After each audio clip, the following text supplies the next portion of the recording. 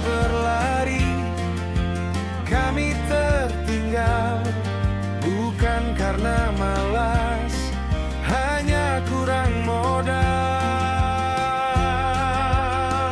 Ini sisi lain Metropolitan, bukan cerita yang sering disiarkan.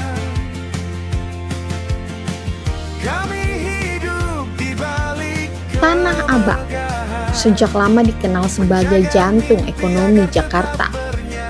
Di episode sebelumnya, kita berhenti sejenak di sebuah masjid tua yang bertahan di tengah kepadatan kawasan itu. Masjid itu tidak berdiri sendirian. Ia tumbuh bersama kawasan yang sejak ratusan tahun lalu tak pernah benar-benar sepi. Hari ini kita melangkah keluar dari halaman masjid, masuk lebih dalam ke denyut yang mengelilinginya. Inilah Pasar Tanah Abang. Jakarta yang hidup di pinggiran.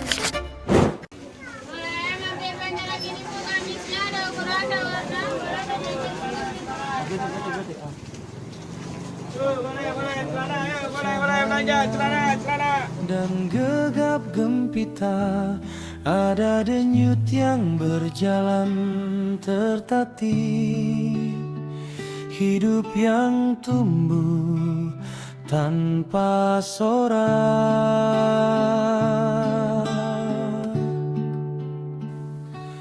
Kami memilih. Menjelang Hari Raya Idul Fitri, Tanah Abang adalah kawasan tersibuk di Jakarta. Di sini aktivitas sudah berlangsung sejak pagi buta.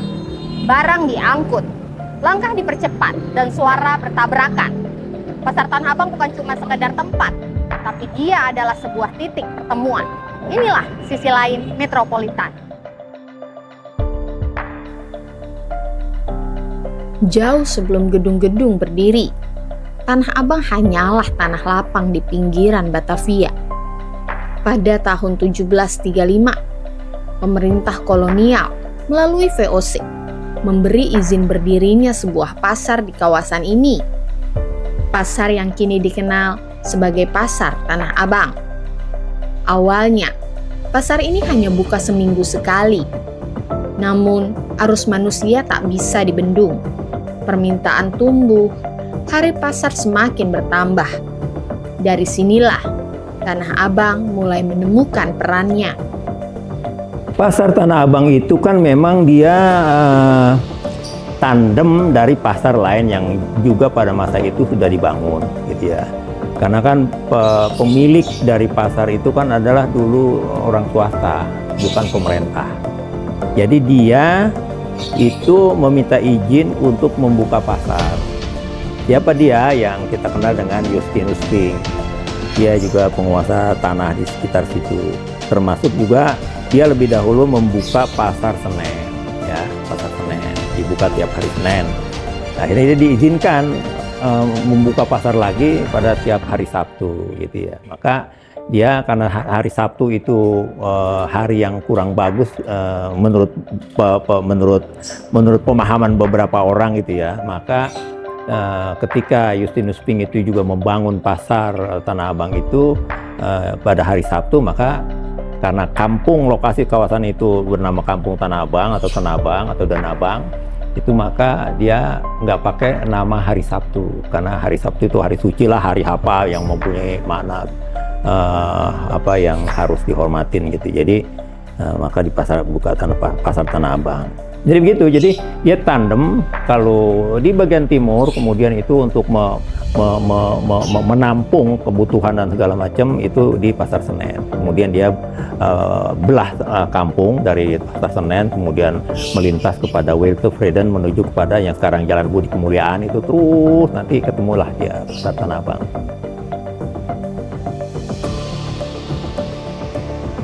Ketika kawasan itu memang benar-benar dikuasain oleh pemerintah kolonial yang semula dikuasai oleh VOC. VOC kan perusahaan dagang ya, kalau zaman sekarang tuh BUMN lah kira-kira. Nah, jadi perusahaan dagang itu kemudian membangun, dia memperkenankan tadi orang swasta itu, si Justinus Fink itu, untuk mendirikan pasar di situ. Sebelum itu sih biasa aja, karena kampung itu kan kebutuhan orang ketika terjadi perluasan, terjadi perluasan, kebutuhan orang untuk mendapatkan barang-barang itu ya maka dipenuhilah. Dia itu visinya kan betul tuh, si Bapak Justinus Fink tuh visinya betul-betul emang visi ekonomi, visi dagangnya luar biasa, sehingga dia buru-buru mendirikan itu.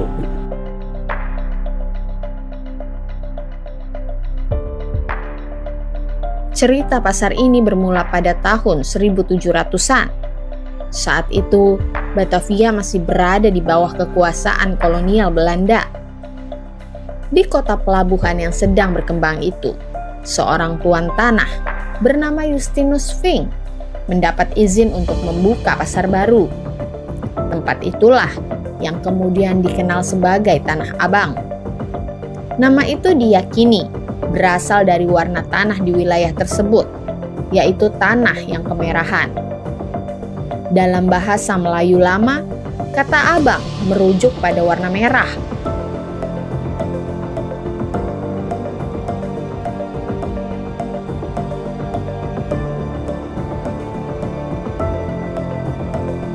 Sejak awal, Tanah Abang bukan milik satu kelompok.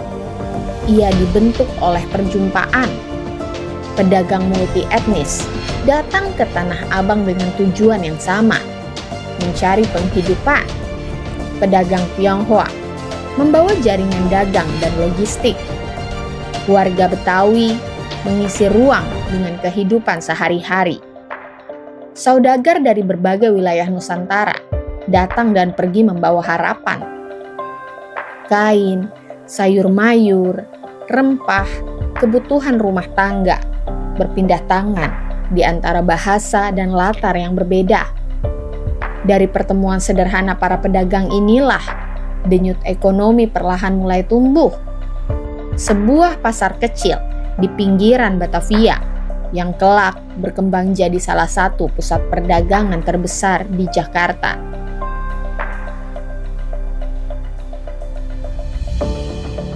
Waktu berjalan, Batavia berubah jadi Jakarta. Tanah Abang tidak tersingkir, ia justru menguat. Ketika kota berkembang ke segala arah, Tanah Abang tetap jadi tujuan. Pusat grosir, pusat distribusi, dan pusat pergerakan ekonomi rakyat. Dari kios-kios kecil hingga blok-blok besar, uang berputar di ruang yang sempit. Rezeki dicari dengan cara yang beragam, kadang rapi, kadang kasar, tapi selalu hidup. Di pasar ini, banyak kehidupan dimulai dari nol. Ada yang datang sebagai buruh angkut, ada yang memulai dari lapak kecil, ada pula yang akhirnya menjadi pedagang besar. Tanah Abang bukan cuma sekedar tempat jual beli, ia adalah ruang tempat orang mencoba memperbaiki hidupnya.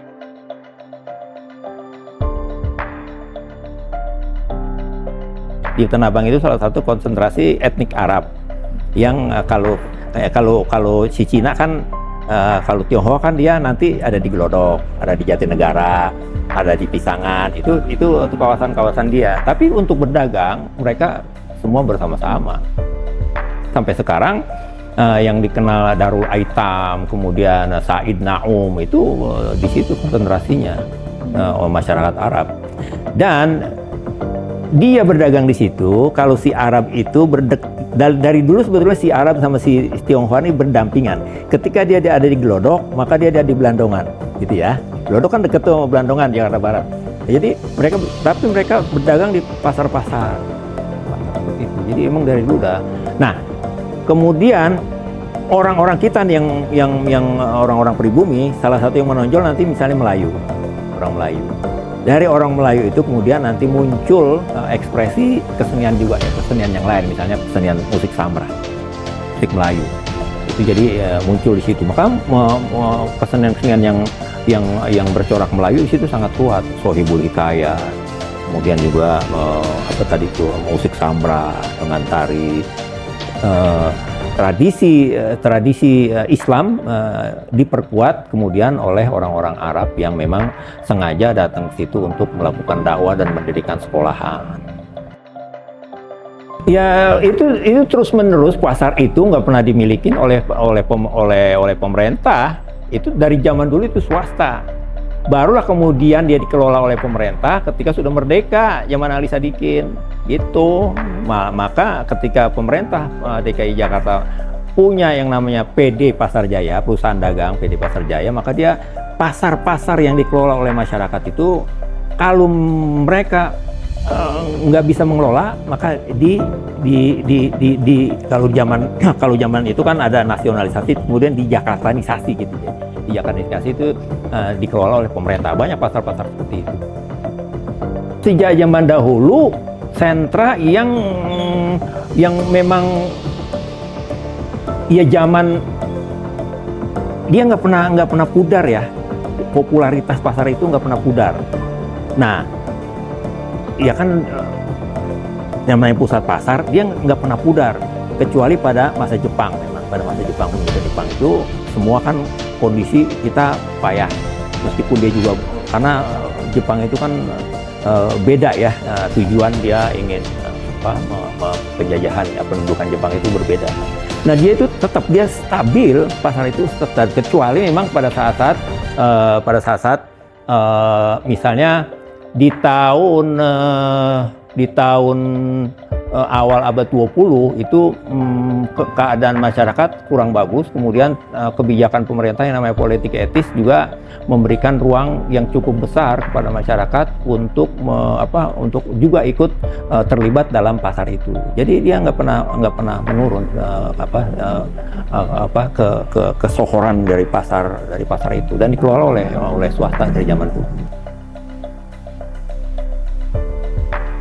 Di dalam blok-blok pasar yang luas, ribuan toko menjual kain, pakaian jadi, hingga busana muslim yang dikirim ke berbagai daerah.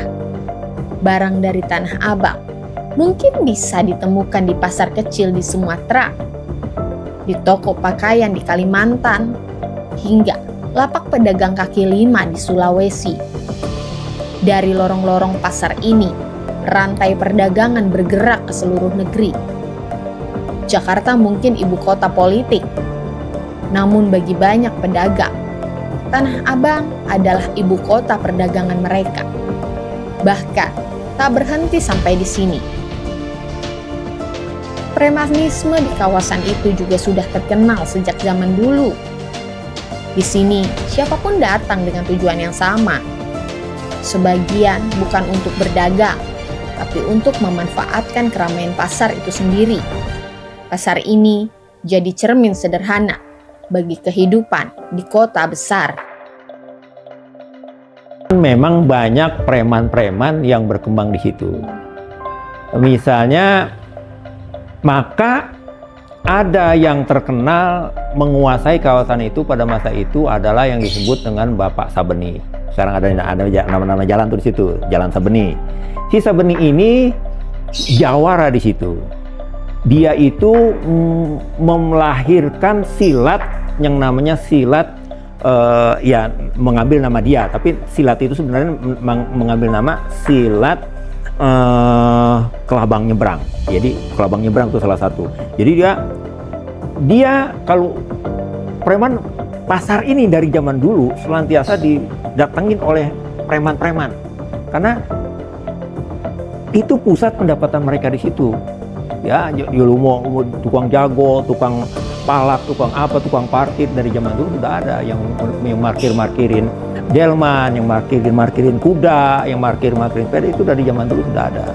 Jadi dari foto-foto yang kita lihat dari foto-foto masa lalu itu, jadi udah ada. Nah itu maka si preman itu tidak hanya takluk kepada Pak Sabeni. Kan ada filmnya, kemudian ada dalam cerita Lenong dia ada cerita Sabeni jago Tanah Abang, dia punya dia mengalahkan jagoan Cina, dia mengalahkan jagoan dari Jepang, sehingga orang takut. Preman-preman yang pribumi, kalau ada dia, kalau jadi gara-gara, dia cuma datang aja, mau ngapain, udah gitu aja. Jadi udah gitu dia beres. Dan si Pak Sabeni ini, kalau dia lagi ronda malam-malam, dia itu menurut cerita orang-orang situ ya, karena saya waktu itu cukup intensif melakukan ngobrol dengan anak-anaknya Pak Sabeni. Jadi babenya itu, yang salah satunya itu adalah Ali Sabeni. Ali Sabeni itu akhirnya punya grup orkes Sambrah ya, dengan silat yang dia kembangin itu silat dari bapaknya, silat Sabeni. Dia itu kalau dia mengawasi lapangan sekitar situ, dia hanya niup suling. Kalau orang udah niup suling, orang tahu, wah, gua nggak beres macam-macam. Jadi itu selalu datangin dari zaman dulu sampai sekarang. Kan sekarang tuh lebih ramai lagi. Nanti ada kelompok dari si ini, ada kelompok Hercules, ada kelompok Pak Ucu, ada kelompok ini. Sekarang ada kelompoknya Pak Haji Lulung dan segala macam itu. Haji Lulung sudah meninggal, ada kelompok yang anak angkatnya yang menguasai kawasan. Udah di zaman dulu begitu. Cerita di Pasar Tanah Abang bukan cuma soal sekedar transaksi, tapi juga tentang orang-orang yang bertahan, pendatang yang memulai dari usaha kecil, penjaga toko, pengangkut barang, sampai pembeli dari kota-kota lain yang datang dengan segudang daftar belanjaannya. Mereka semua berkelit dalam ritme yang sama, cepat, padat, dan nyaris tanpa jeda panjang. Ada satu waktu dalam setahun ketika Tanah Abang berubah jadi lebih sibuk daripada biasanya. Menjelang Ramadan dan Idul Fitri, pedagang membeli stok lebih banyak. Toko-toko pakaian ramai pembeli. Di kota besar seperti Jakarta, pasar jadi bagian dari persiapan pulang ke kampung halaman. Orang bekerja lebih keras.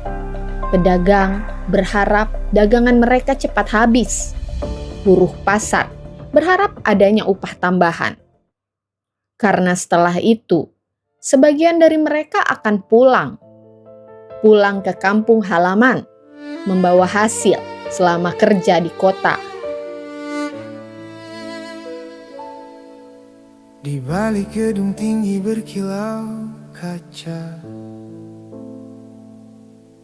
ada malam yang tak pernah benar-benar pulang. Lampu kota menyala tanpa rasa, menutup lelah yang dipeluk diam-diam. Langkah kaki berkejaran dengan waktu, di stasiun, di trotoar, di lampu merah. Menjelang Hari Raya Lebaran, kepadatan di Tanah Abang penuh sesak. Di sini berubah menjadi lautan manusia. Bukan hanya sekadar untuk berdagang, tapi juga untuk mempersiapkan diri sebelum pulang. Dan disinilah kota menunjukkan ceritanya yang paling jujur. Padat, riuh, penuh perjuangan, dan selalu hidup dari orang yang datang, bertahan, lalu pulang dengan ceritanya masing-masing. Saya pamit undur diri, terima kasih. Menyusuri selah, menangkap yang nyaris luput, menyimpan cerita yang tak sempat disebut. Oh, sebab Jakarta bukan hanya etalase, melainkan napas panjang orang-orang yang bertahan di pinggir waktu dan ruang. Ini bukan kisah yang dipoles, ini catatan